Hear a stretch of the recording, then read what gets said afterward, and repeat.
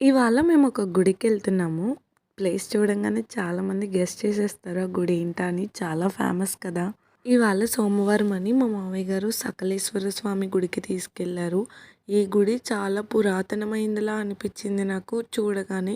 ప్రదక్షిణ చేశాక లోపలికి వెళ్ళి చూస్తే శాలివాహన కాలం నాటిది అని ఉంది. అక్కడ రాసి ఉంటాయి కదా శిలాఫలకాలు, దాంట్లో చూశాను. నిజానికి ఈ గుడి గురించి నాకు ఇంత కూడా తెలీదు. మీలో ఎవరికన్నా ఈ గుడి గురించి తెలిస్తే ఖచ్చితంగా చెప్పండి. అస్సలు మర్చిపోవద్దు. మీరు నా గొంతు విని భయపడుతున్నారా? చాలా ఊర్లు తిరిగేసాం కదా, ఆ నీళ్ళు ఈ నీళ్ళు తాగి గొంతంతా పోయింది. మాట కూడా సరిగా రావట్లేదు. అండ్ ఇక్కడ మీరు ఒక విషయం అబ్జర్వ్ చేశారా? శివలింగానికి మధ్యలో కొంచెం సొట్టలా ఉంది.